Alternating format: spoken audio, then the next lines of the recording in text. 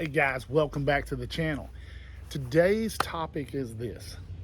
I'm going to go through about, I'm going to go through a few questions of my most commonly asked questions that people ask me all the time. And if there is a video, I will tag it or put it in the description below. And that way you can actually find out, where to look at that information and things like that. Because I get asked some of the same questions a lot, which I'm fine. I answer all the questions. No problem with that, and I'm very thankful for all my viewers. I'm very thankful for all the loyal supporters and things like that. So let's kind of get into it. One of the number one questions I have is, how do I have time to film? Honest to God, what I do a lot of times is I run a lot of cameras.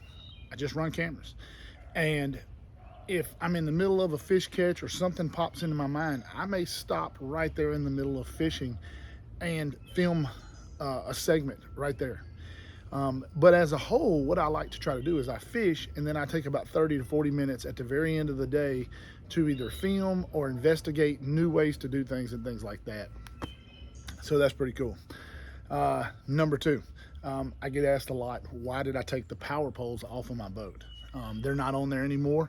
I end up selling them. Nothing wrong with the power pole. They were kind of loud, but I know some of the higher end models are not as loud. That wasn't the main reason.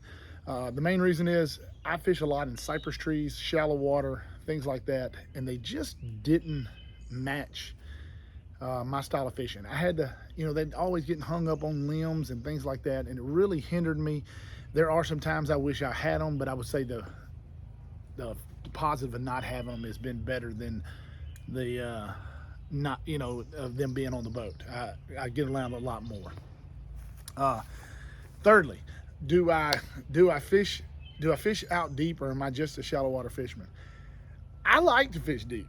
I like to go to Lake Fork, but a lot of the lakes we have around here just don't have there are a few, but with gas prices at $5 a gallon, I tend to fish close to the house. I tend to stay close, and a lot of the areas around here that are close are 12, 13, 14 foot or less. And so shallow is relative to what the lake you're in. But I will say this, if you can't wrap your mind around fishing deep water, and my boat's 17 foot long from tip of it to the back. Just think 17 foot is just turning your boat up on the end, and then you'll realize 17 is really not that deep. So, but some people fish 25, 30, 40 foot of water. I don't even know where to find that around here. I think there's one or two lakes that may have it, but they're a couple hours away. And if I'm gonna travel 2 hours, I'm going to Lake Fork. That's that. Another person, I get this quite a lot.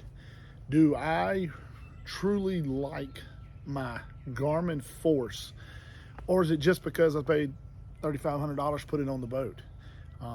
The honest truth is I had Ultrex, I had a Fortrex, I've tried the Ghost. I don't have any problems with the Ghost, but I haven't used it long enough. There's not a lot of people that have those. And I've had the Force now for a while. We'll have another review coming soon. I will say that it's the best trolling motor I ever have. Now, I have had a couple situations where I had a rock get into the little button one time, and I did have something the other day. My drain hole on my where the recessed area sometimes gets clogged up with trash.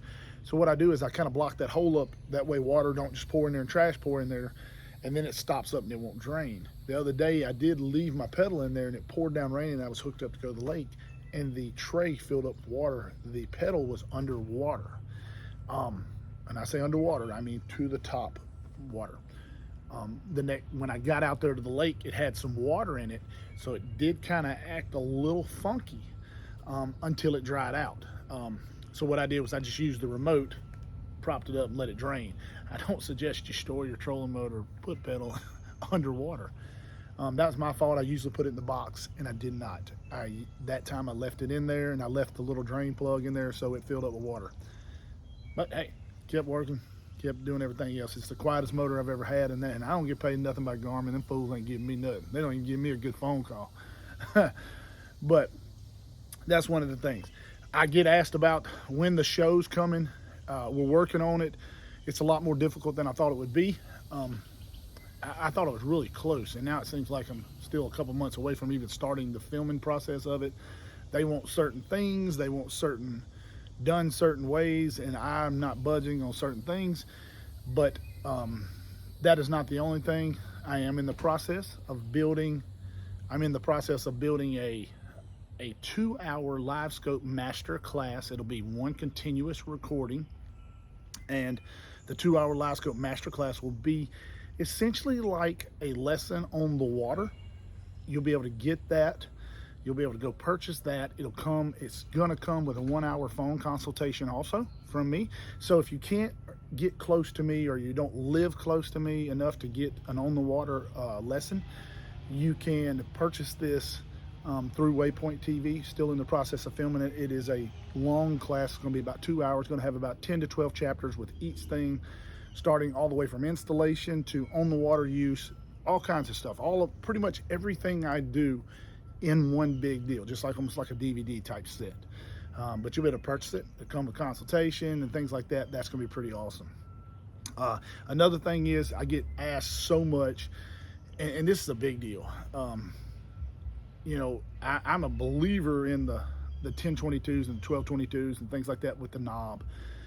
I don't know how much longer those will be around. That's an older unit. It's kind of reaching its time. I figure Garmin's going to do away with those soon. Maybe they'll continue to have it, but I don't know.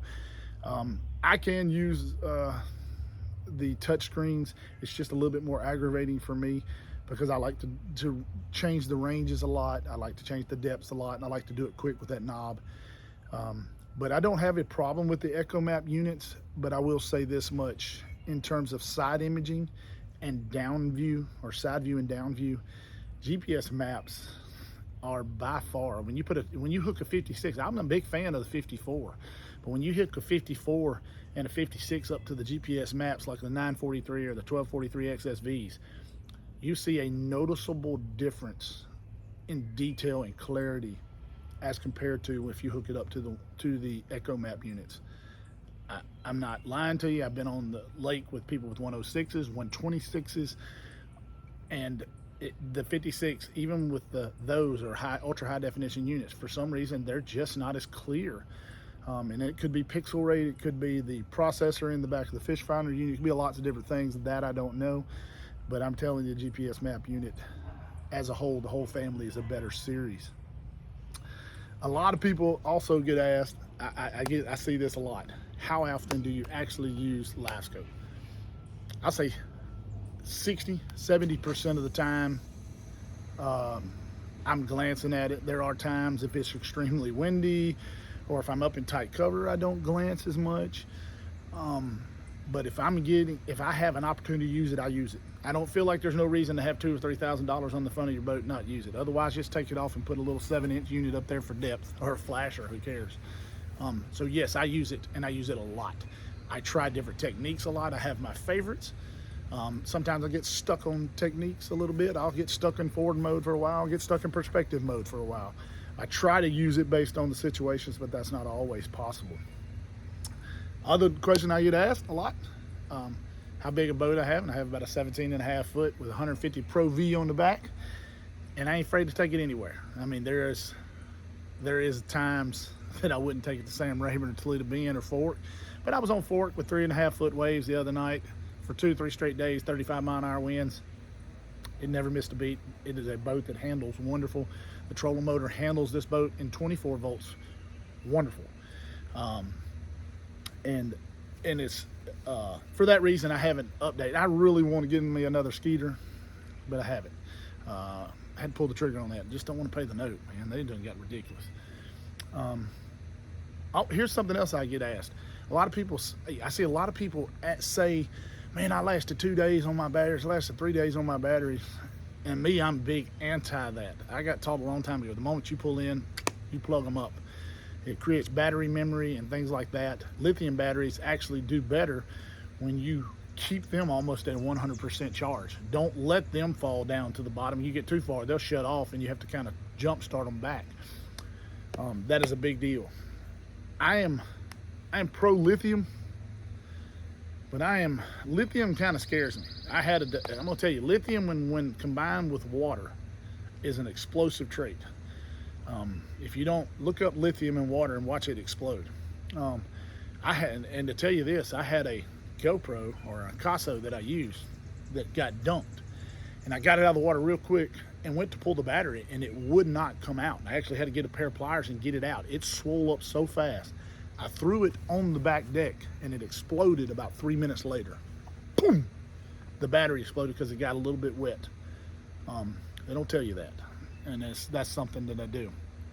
Also, everybody asks, what is on the front deck that I got a lot of videos to do it. What is on the front deck? That is an actual, attached to my Livescope transducer attached to. That is a live scanner pole. I still like the live scanner pole.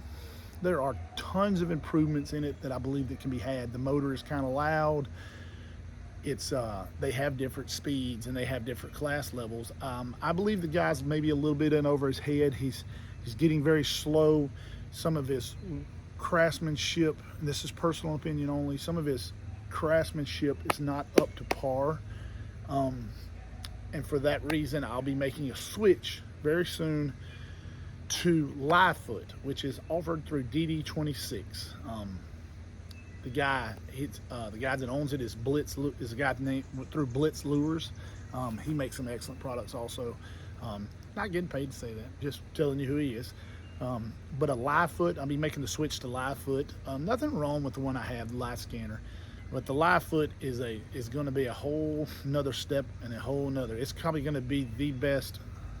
It's a brand new design, brand new pedals, brand new everything. It's about as bulletproof as you can get, and I am rough on it. Trees, stumps, limbs. I'm surprised I hadn't broke the live scanner, but I have broke the top off of it once, the indicators a couple times, and I knocked the pole off. It has a breakaway. I do that quite a bit. Not a bad unit, but I feel like it could be better. And one last question, and I get asked this a lot, is that why you fish alone so much? Actually, I don't like to fish alone. I do like fishing. Probably my best fishing buddy is a guy named Rusty Dodd. He's my best friend's dad. But me and him, we don't get to fish a lot because my weekends line up. So I only get 2 weekends off a month. And a lot of times when I'm off on the weekends, I don't fish as much. I try to stay at home with the baby girl and my little man and my wifey. So I try not to fish as much on the weekends and need to go to church when I can. I only get 2 Sundays a month. Need to do that. Everybody needs to be better, do better with church. I don't think anybody can do good enough. I think we need to do better. And but I do like to fish with him, and I love to fish with my stepdad, who I've been fishing with. He's been in my life since I was 9. And him and my mama are no longer together, but he is still in my life. And if you get a chance to take a child fishing or make an impact on their life, I say do it. I have my son, and I have a grown son who's 22. I have a grown daughter who's 18. But if you get a chance to take some young kids fishing, do that. And I think it's a good thing. Far too many kids don't get taken fishing. It doesn't matter, man, if they don't catch a fish. If they show up, me and my little man here, we've went several times for 15 minutes, turn around, come back to the house, and it gets a little bit aggravating because you want to go fishing. It's going to be okay. But guys, thanks for watching. Thanks for subscribing. That's just a few of the questions I have get asked a lot. There's a lot of technical questions that get asked a lot, but we're not going to go into those. But those are some of the questions. I mean, some of them I probably could find some stuff on, but I tried to do this time, try to pick some questions that people ask, more equipment type questions, or why you don't fish with somebody, those type of questions. I think it'd be fun to answer those and kind of get to know me. And if you have some of the same stuff, or you have some good comments, comment back. I'd love to hear from you. I've met several people.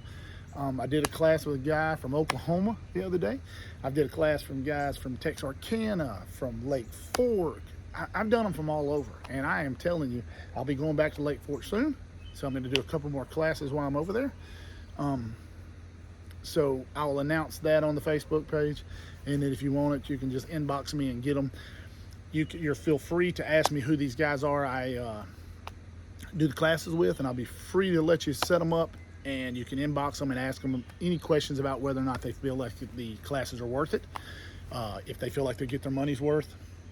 They're usually around $150 for 2 hours. Just depends, but I'm pretty flat with $150 for 2 hours. I think it's a good price for, especially for the time we spend and the information you get. And I try to give, usually it lasts more than 2 hours. Half the time we end up going fishing when it's all over with, or at least I end up, we find some fish and they let me off and they go back and catch some fish. Matter of fact, the guys at Lake Fort did that the other day, which is really cool. We had found some crappie, got them on it, and they filled the boat up with some crappie. So that was pretty awesome. Guys, thanks for watching. Thanks for subscribing. This was a fun little deal. Ring the bell.